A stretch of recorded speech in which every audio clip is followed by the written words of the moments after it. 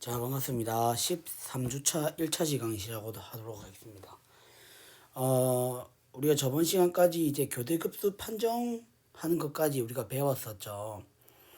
그래서 이제 예제 5점, 4.3도 풀어보고 이제 했는데, 자, 오늘 할 부분은 바로 밑에 이어서, 자, 페이지 214페이지를 같이 보시면, 자, 절대수렴이라는 말이 나옵니다. 자, 절대수렴. 자, 근데, 자, 보시게 되면은, 일단 이렇게 되는 거죠. 원래 우리는, 이거를 많이 받았잖아요. 시그마 n은 1부터 무한대까지의 an. 자, 요런 급수 형태를 많이 봤는데, 사실 이걸 이제 우리가 생각을, 했을 때 뭐냐면, 우리가 좀 더 그 보장성을 가져갈 수 있는 거를 생각해 보게 되면, 이거죠. 시그마 n은 1부터 무한대까지의 자, 절대값 an. 그러니까 즉 뭐냐면 각 항마다 절대값을 취해줘가지고 양의값수만 더해준 요런 급수를 한번 생각해 보자는 겁니다. 그랬을 때 각 항의 절대값을 취해준 요 급수가 바로 만약에 수렴을 한다면 우리는 절대값을 안 씌워준 뭐다? n은 1부터 무한대까지 an은 수렴한다는 사실이거든요. 그래서 우리는 이 각 항에다가 절대값을 취해준 요 급수가 수렴할 때를 바로 뭐냐면 절대 수렴한다라고 우리가 칭해줍니다. 아시겠죠? 그러면 당연히 그 정리 5.4.2를 보시게 되면 이렇게 돼 있죠. 정리 5.4.2에 보게 되면 절대 수렴하는 급수는 뭐가 된다? 절대 수렴하는 급수는 당연히 뭐가 돼요? 수렴한다라는 것이 직관적으로 이해가 가능하다라는 겁니다. 조금 더 직관적으로 해석해 보자면 어때요? 지금 이것과 뭐 이렇게 생각 비교 판정법으로 바로 적용을 할 수 있습니다. 사실 뭐예요? 우리가 시그마 a는 1부터 무한대까지 an 그 다음에 시그마 n은 1부터 무한대까지의 절대값 an. 자, 크기 비교를 해보게 되면 뭡니까? 항상 뭐예요? an과 절대값 an의 크기를 비교해보면 크거나 같죠? 이게 성립하니까 우린 비교 판정법에 의해서 뭐예요? 얘가 만약에 수렴하게 된다면 우리는 절대값을 씌워주지 않은 이것도 당연히 수렴한다라고 얘기를 할 수 있죠. 비교 판정법에 의해서. 그죠? 그렇기 때문에 뭐 직관적으로 어렵지 않게 이해가 가능하다라고 보시면 될 것 같고, 그러면은 예제를 같이 한번 보도록 하겠습니다. 자, 예제를 보시게 되면은 예제 5.4.4 그 바로 위에 나와 있는 예제인데요. 자, 보게 되면은 우리가 이렇게 되어 있어요. 시그마 n은 1부터 무한대까지의 자 n 제곱분의 코사인 nx입니다. 근데 n이 뭔지는 몰라도 우리가 뭐냐면 이 n 제곱분의 코사인 nx를 절대값으로 한번 취해보자라는 거죠. 그러면은 얘는 뭐가 돼요? n 제곱분의 1보다는 무조건 작거나 같다라고 얘기를 할 수 있죠. 왜냐하면 뭡니까? 코사인은 범위가 마이너스 1에서 1까지니까 그 절대값을 취해준 거는 무조건 1보다 작거나 같다라고 얘기를 해줄 수가 있죠. 그러면은 우린 여기도 이제 각각 양변에다가 어떻게 시그마를 취해주자는 겁니다. 시그마 n은 1부터 무한대까지. 여기도 시그마 n은 1부터 무한대까지. 이런 식으로. 그러면은 자, 비교 판정법을 계속 적용해 보게 되면 얘는 어때요? P급수가 되겠죠. P급수 판정법에 의해서 수렴한다라는 걸 알 수 있습니다.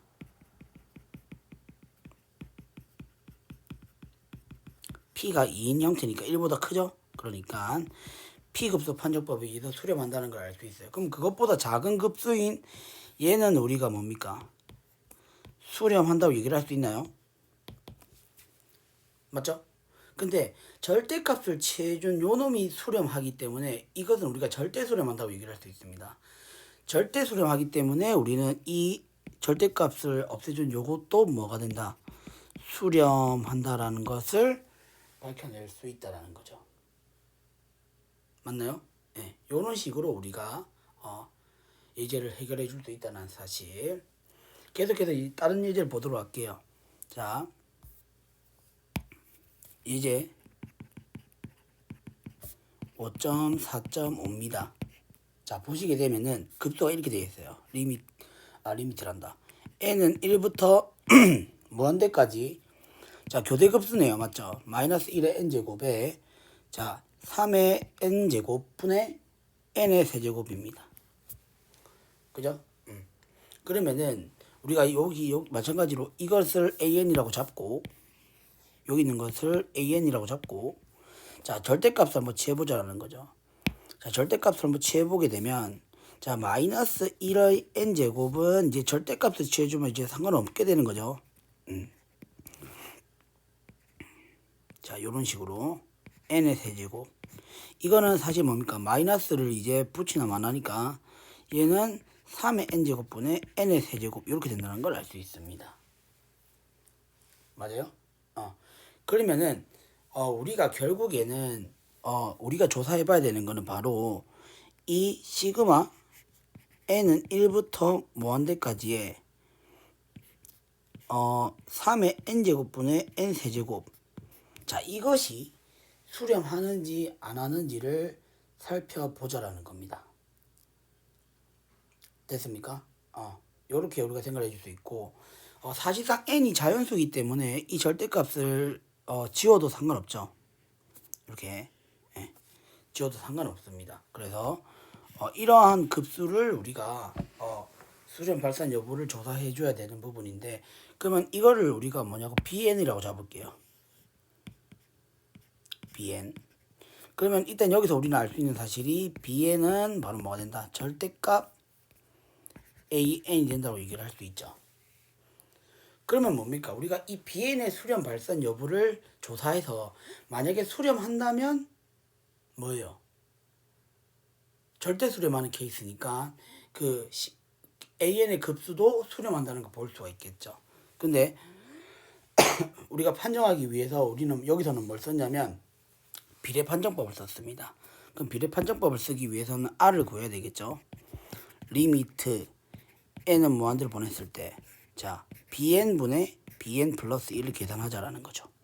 그러면 리미트 n은 무한대로 보냈을 때 자 bn을 적어주게 되면 3의 n제곱 분의 n의 세제곱 그 다음에 여기는 3의 n 플러스 1제곱 분의 n 플러스 1의 세제곱 이렇게 됩니다. 그러면은 한 번만 더 적어주게 되면 리미트 n이 무한대로 갔을 경우에 자 n의 세제곱에다가 3의 n 플러스 1이 되고 여기는 n 플러스 1의 세제곱에다가 3의 n제곱이 됩니다. 맞죠? 그러면 이건 약분 가능하죠? 그러면은 얘는 3의 3만 남게 되겠죠. 그러면은 결국에는 극한값을 계산해 보게 되면 뭐가 됩니까? 3의 n 세제곱 분의 n 세제곱이 형태가 될 거니까 이게 극한을 계산해 보게 되면 3분의 1이 되니까 1보다는 작죠. 아래 값을 계산했을 때 1보다 작습니다. 그렇기 때문에 우리는 뭐예요?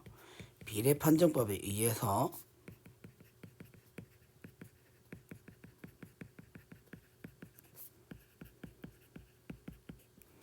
우리는 뭐예요?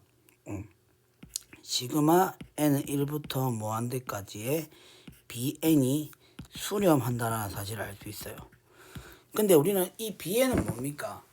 an의 절대값을 취해준 거잖아요. 그럼 다시 말해서 이 an, 시그마 an은 절대 수렴하는 케이스가 되는 겁니다. 그렇기 때문에 절대 수렴하기 때문에 우리는 뭐다? 수렴한다라고 얘기를 해줄 수 있다라는 거죠. 됐습니까? 네, 이런 식으로 그 다음에 자 참고사항을 보시게 되면은 자 교대급수죠. 교대 조화급수 형태인데 이 교대 조화급수는 수렴은 하지만 절대 수렴하지는 않습니다. 맞죠? 그래서 이 정리 5.4점이 그러니까 수렴하는 급수에 대해서 무조건 절대 수렴한다라고 얘기해 줄 수 없다라는 거죠. 그래서 결국에는 뭐예요? 자, 지금 그 215페이지 맨 마지막에 나와 있는 멘트처럼 여기서 뭐예요? 시그마 n의 1부터 무한대까지의 an은 수렴해요. 하지만 자, 시그마 n은 1부터 무한대까지의 절대값 an 이거는 수렴하는지 발산하는지 모릅니다. 근데 이게 만약에 수렴하지 않는다. 발산하는 케이스가 돼버린다면 얘는 뭐가 됩니까? 이건 절대 수렴한다고 얘기를 할 수 없고 이거는 조건부 수렴한다고 얘기를 할 수 있다는 거죠. 시그마 n은 1부터 무한대까지 an이 뭐다? 조건부 수렴한다라고 보시면 될 것 같아요. 뭐 그냥 조건부 수렴에 대한 용어에 대한 정의이기 때문에 뭐 그렇게 중요하진 않습니다. 실제로 참고사항에서 보시게 되면은 교대의 조화급수를 가져왔을 경우에 마이너스 1에 n 플러스 1이죠. 자, n분의 1입니다. 자, 이거를 만약에 an이라고 두게 되면 자, an의 절대값을 재주게 되면 어때요? 절대값을 재주게 되면 마이너스 1에 n 플러스 1에 n분의 1입니다. 그럼 마이너스 1은 없어지니까 얘는 사실상 n분의 1이 되겠죠. 그죠? 그럼 절대값을 취해준 것에 대해서 급수를 시그마를 취해주게 되면 이거는 이제 조화급수가 되기 때문에 조화급수는 어떻습니까? 발산한다고 앞에서 계속 강조를 했었잖아요. 맞죠? 그래서 발산한다고 얘기를 할 수가 있고 그 다음에 근데 이제 뭡니까? 교대 조화급수는 앞에서 또 뭐라고 했어요? 수렴하는 케이스였잖아요. 맞죠? 213페이지에 예제 5.4.1을 참고하시면 될 것 같습니다. 그죠? 페이지 213페이지에 예제 5.4.1 참고하시면 이제 교대 조화급수 형태가 조건부 수렴하는 케이스다라는 걸 알 수 있다라는 거죠. 됐습니까? 네, 그래서 역시 마찬가지로 연습 문제 5.4도 여러분들 한번 연습을 해보시고요. 자, 그 다음 몇 급수를 좀 진도를 나가보도록 할게요. 자, 몇 급수. 자, 이것도 약간 방법적인 부분만 좀 소개를 해드리자면 자, 이 몇 급수라는 거는 일단 뭐냐면 자, 페이지는 217페이지입니다. 자, 페이지를 보시게 되면 217페이지인데 자, 우리가 몇 급수라는 거는 적당히 어떤 an과 그 다음에 x가 지금 뭐냐면은 등비 수열의 형태를 띠는 형태라서 그 형태만 일단 한번 살펴보게 되면 요런 꼴을 만족시켜주는 걸 몇 급수라고 합니다. 자, 무슨 말이냐면 자, 요런 형태 n은 0부터 무한대까지 a의 n의 xn 자, 요런 형태가 되는 거죠. 그러니까 무슨 말이냐면 다항식의 형태인데 무한항까지 더해지는 요런 형태를 말하는 겁니다. 그럼 다시 말해서 이걸 표현해 보게 되면 어때요? a0 a1의 x a2의 x제곱 a3의 x세제곱 이렇게 해서 어디까지 n항까지 더해주는데 여기서 끝이 아니라 무한항까지 계속 더해주는 요런 형태 요런 형태를 우리가 몇 급수로 하거든요. 그럼 몇 급수로 하는데 이런 몇 급수가 이제 역시 마찬가지로 수렴 발산 여부를 판단하기 위해서는 몇 가지 이제 사실들을 따져줘야 된다는 거거든요. 그래서 일단 기본적으로 뭐예요? x가 만약에 0이라면 이 몇 급수는 항상 뭐예요? a0로 수렴하게 되겠죠. a0가 상수라고 했으니까 여기 있는 부분은 다 상수입니다. 이거 좀 개수잖아요. 이 개수들은 상수라고 다 취급을 해주고 그랬을 때 x가 만약에 0이라면 이제 몇 급수가 항상 수렴한다고 얘기를 해줄 수가 있더라는 거죠. 근데 x가 이제 어떻냐에 따라서 수렴할 수도 있고 발산할 수도 있다는 겁니다. 이 몇 급수는. 그렇기 때문에 우리는 그 수렴 그러니까 x가 이제 이 몇 급수가 수렴하게 되는 그 영역에 대해서 우리는 공부를 하게 될 거고요. 그 수렴하게 되는 그 영역을 우리는 뭐라고 하냐면 수렴역이라고 합니다. 수렴역. 그러니까 몇 급수 값이 수렴하는 값을 가지게 되게 해줄 수 있는 그 x의 구간을 우리는 수렴역이라고 하거든요. 그렇기 때문에 그 수렴역에 대해서 공부를 하게 될 거고, 그러면은 우리가 이렇게 생각해 보자라는 거죠. 자, 정리 5.5.1 같은 경우는 일단은 이렇게 한번 생각해 보자는 거죠. 우리가 지금 비례 판정법에 의해서 이거를 생각을 해볼 수가 있거든요. 자, 일단은 전체적으로 봤었을 때 이것을 우리가 하나의 BN이라고 놓고 이 BN에 대해서 수렴하게 되는 그 구간을 찾아보자라는 거죠. 그러면은 자, 일단은 우리가 앞에서 배우기로는 절대 수렴하면은 수렴한다고 했으니까 반드시 우리가 수렴하게 되는 케이스들에 대해서 공부를 하자라는 거죠. 그러면은 우리가 R이라는 것을 이렇게 한번 정의해 보자는 겁니다. 비례 판정법을 적용을 할 건데 n은 무한대로 보냈을 경우에 자, 이거를 한번 계산해 보자는 거죠. 자, 시그마 리미트 n은 무한대로 보냈을 때 절대값 bn 분의 이거는 먼저 하기 전에 이렇게 할게요. 자, 잠시만요. 이걸 bn으로 치환하지 맙시다. 그러면 책에 있는 부분이 더 헷갈리니까 이렇게 할게요. 우리는 이게 이제 수렴하는 걸 찾아보자라는 거죠. 그러니까 즉 시그마 n은 0부터 무한대까지의 절대값 an x n 제곱. 자, 이게 이제 수렴하게 되는 그 구간을 찾아보자라는 거죠. 그럼 비례 판정법을 이용해서 우리가 그걸 찾아줘야 되는 건데 R이라는 것을 우리가 이렇게 정의를 하자라는 거죠. 비례 판정법에서 적용했던 것처럼 n은 무한대로 보냈을 때 자, 그러면은 여기는 뭐가 와야 되겠어요? an의 xn이 올 거고 여기는 뭐예요? an 플러스 1의 x에 자 n 플러스 1. 자, 요렇게 우리가 오자라는 거죠. 그렇다면 자, 얘를 이제 계산해 보게 되면은 리미트 n이 무한대로 갔을 경우에 자, 절대값 자, an의 xn의 an 플러스 1의 xn 플러스 1이 될 거고요. 그죠? 그럼 약분해서 식을 정리해 주게 되면 얘는 이제 뭐가 돼요? x가 남겠죠. 그러면은 얘는 이렇게 됩니다.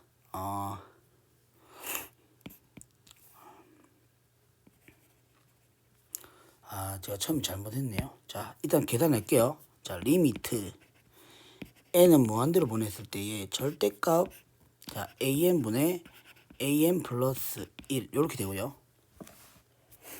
그죠? 그 다음에 여기서는 이제 뭡니까? x의 절대값이 되죠. x의 절대값 이렇게 됩니다. 그래서 우리가 이걸 R이라고 두면 안 됐었는데 죄송합니다.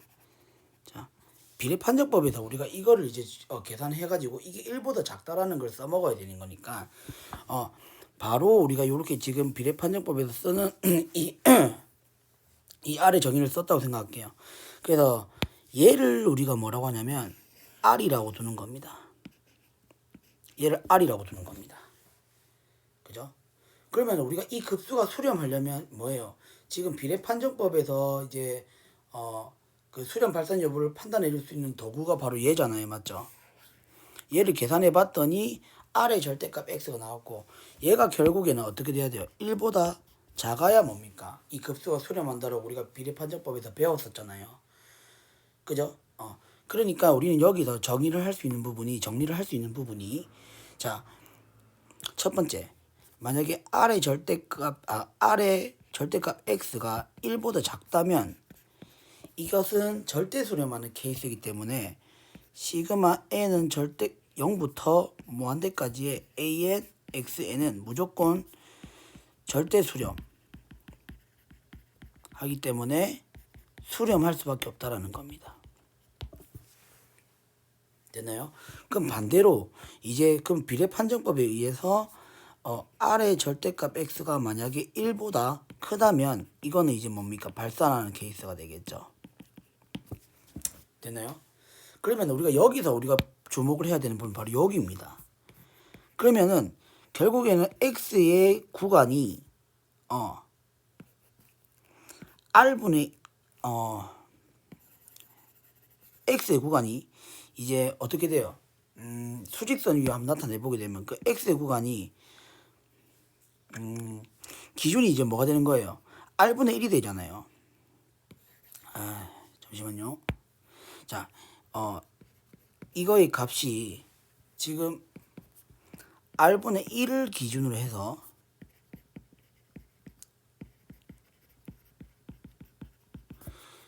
수렴 발산하는 구간이 나뉘게 되죠.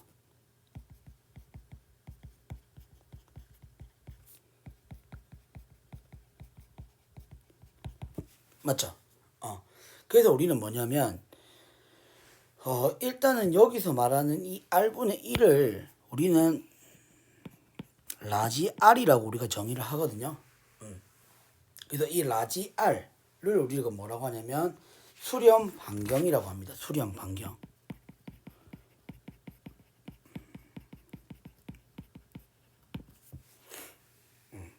수렴 반경이라 한다는 거죠. 그래서 지금 219페이지로 넘어가게 되면은 그 수렴 반경이랑 수렴역이라는 말이 있죠. 수렴 구간이라는 말도 있는데 수렴 구간이랑 수렴역은 같은 말이고요. 수렴 반경은 결국에는 우리가 어떻게 이런 식으로 계산해 줄 수 있다는 거죠. 다시 말해서 우리는 이 수렴 반경은 어떻게 정리를 할 수 있다. 리미트 n은 무한대로 보냈을 때의 절대값 an분의 an 플러스 1 분의 1이 된다는 거죠. 다시 자 리미트 n은 무한대로 보냈을 때의 자 리미트 아니요 죄송해요. r은 그러니까 결국에는 뭐예요? 앞에서 구해준 그 r의 값에 대한 뭐예요? 그러니까 an 그러니까 요거를 우리가 죄송합니다. 자 여기 있는 값을 r이라고 우리가 정의를 했으니까 그죠? 그러면 우리가 몇 값을 어떤 몇 값을 봤었을 때 이거의 값을 계산해 줬을 때 이거의 값에 대한 그 역수가 바로 뭡니까? 수렴 반경이 된다는 겁니다. 정리를 하자면 리미트 n이 무한대로 갔을 경우에 자 an분의 an 플러스 1 분의 1 이게 바로 수렴 반경이 된다 정의가 된다라는 거죠. 그죠? 얘다 r분의 1 이렇게 된다라는 겁니다. 됐죠? 요렇게 해서 수렴 반경을 구해줄 수가 있고요.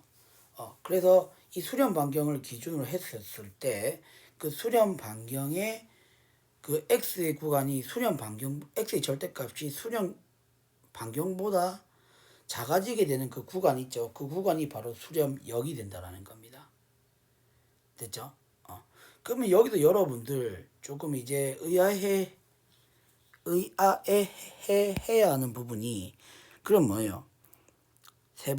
과연 절대값 x가 만약에 수렴 반경이랑 같아지게 되는 그 점에서는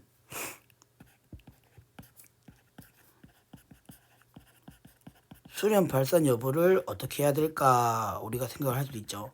이때는 직접 집어넣어 가지고 판정법에 의해서 조사해 줘야 된다는 겁니다. 직접 대입해서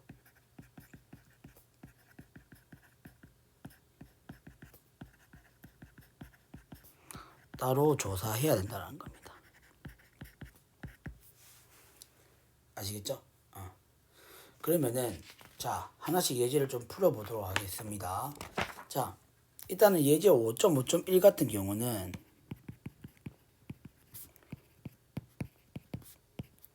자 잘 따라오세요. 자 몇 급수가 요런 형태입니다. n은 0부터 무한대까지 자 an이 바로 뭐가 돼요? n팩분의 1인 형태가 되겠죠. xn이고요. 그러니까 얘가 바로 뭐가 되냐면 an이 되는 겁니다.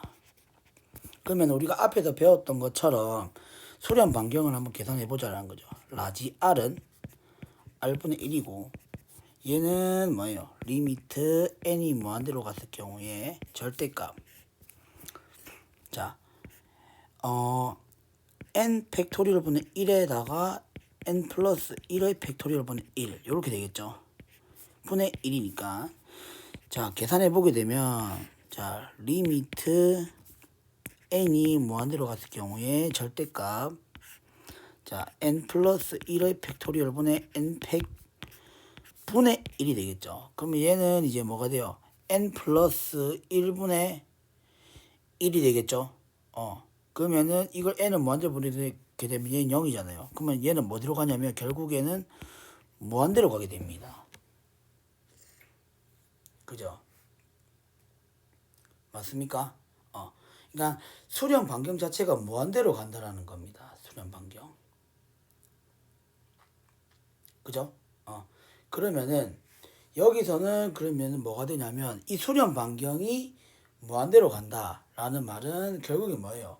모든 실수에 대해서 수렴한다라고 보시면 되겠죠. 그죠? 그러니까 수렴역은 바로 실수 전체가 된다라는 겁니다. 됐습니까? 그러니까 이거를 조금 나타내 보게 되면은 수직선 위에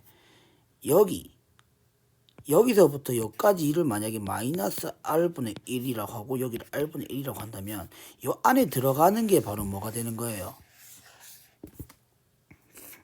수렴역이 되는 건데 이 r의 값이 어떻게 된단 말입니까? 이 r분의 1의 값이 어디로 간단 말입니까? 무한대로 간다는 소리니까 쭉 늘어난다. 계곡간 자체가 쭉 늘어난다고 보시면 되겠죠. 그러니까 모든 실수에 대해서 수렴하는 급수가 될 거다라는 사실입니다.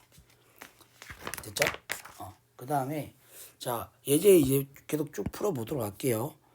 자 예제 5.5점입니다. 자 이제는 시그마가 an이 이제 뭐가 되냐면 자 무한대까지 1이 아니고 0이죠. n 팩토리얼 분의 xn입니다. 그죠?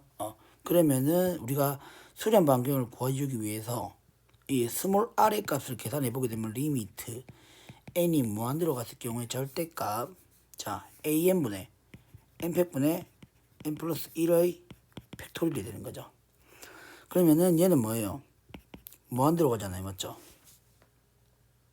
맞아요? 그러면은 수렴 반경의 값은 뭐예요? 0이 되겠죠. 무한대분의 1이니까. 그죠? 그러니까 이거는 이제 뭐예요? 0을 집어넣어 그러니까 수렴역이 0이 되는 겁니다. 그죠? 수렴 반경이 0이 되는 겁니다. 그러면 어떻게 되냐면 이걸 그림을 나타내 보게 되면 요렇게 된다는 거죠. 요렇게. 그죠? 그러니까 수렴 반경이 지금 0이 상황인 거니까 어떤 상황이냐면 요렇게 된다는 겁니다. 요렇게. 그래서 요 부분이랑 요 부분이 전부 다 뭐예요? 발산하는 구간이 되고 수렴하는 거는 딱 뭐다? 요 점 하나밖에 없다라는 거죠. 그래서 수렴역은 뭐가 된다? 0. 하나에 대해서만 우리가 수렴한다라고 보시면 되겠습니다. 됐나요? 아까 얘기했지만 0에서는 무조건 이 몇 급수가 수렴한다 했었잖아요. 맞죠?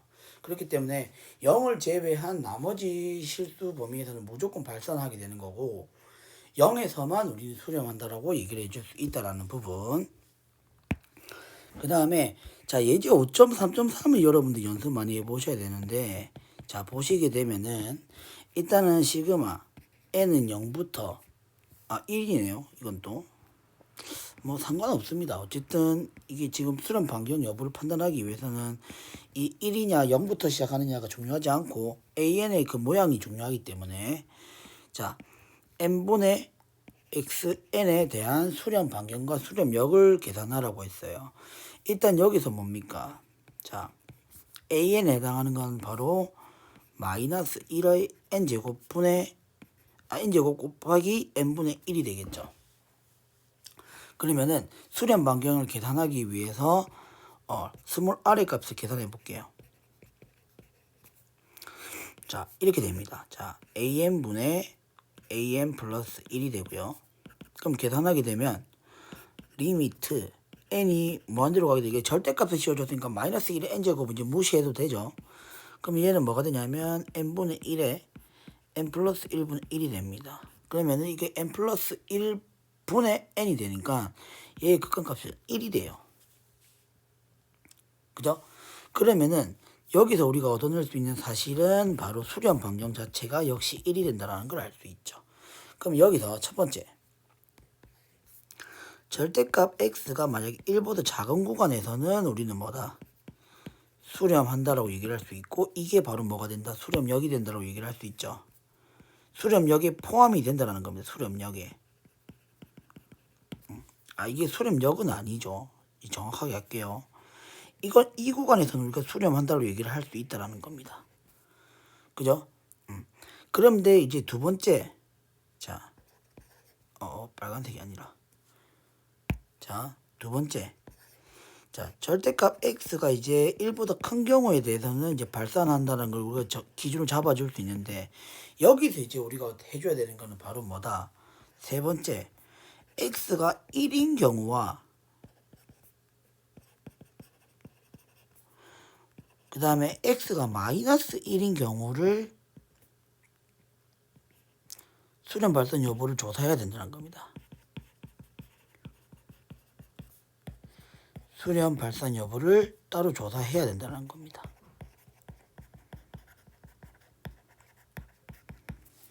됐죠?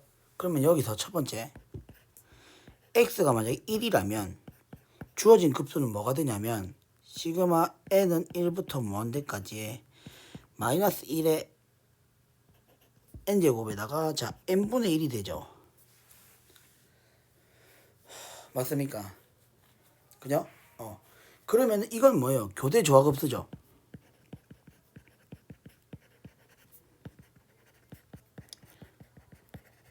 그러면 얘는 뭐다? 수렴한다라고 얘기를 할 수가 있죠. 근데 두 번째로 뭡니까? x가 만약에 마이너스 1이에요. 그러면은 주어진 급수에다가 x 자리에 마이너스 1을 집어넣어서 계산하게 되면은 자 어때요? 마이너스 1을 집어넣어서 계산해 주게 되면 그 지수법칙에 의해서 n분의 마이너스 1의 2n제곱이 되고 얘는 이제 어떻게 돼요? 시그마 n은 1부터 무한대까지 n분의 1이 됩니다. 왜냐하면 짝수 제곱이니까 그냥 없어질 거 아니에요. 맞죠? 그러면 n분의 1이 되는데 이건 뭡니까? 그냥 조합급수잖아요. 조합급수는 뭐다? 발산한다로 얘기를 해줄 수가 있죠. 자 이런 것처럼 1과 지금 마이너스 1에 대해서 지금 수렴 발산 여부를 따로 조사해 보니까 나뉘어졌어요. 따라서 여기서 결론은 뭐냐면 수렴역은 이렇게 된다는 겁니다. x 해서 뭐다? 마이너스 1은 포함을 안 시키고 1은 포함시키는 이런 구간이 바로 뭐가 된다? 수렴역이 된다라는 겁니다. 아시겠죠? 예. 이런 식으로 우리가 정리를 해 주실 수 있어야 된다는 부분. 됐죠? 예. 조금 템포를 빠르게 가져가 가지고 좀 지금 나갔는데 여러분들이 참고하셔가지고 꼭 연습을 해보시길 바라겠습니다. 됐습니까? 그러면은 일단은 13주차 1차식 강의는 여기까지 하도록 할게요. 수고 많으셨습니다.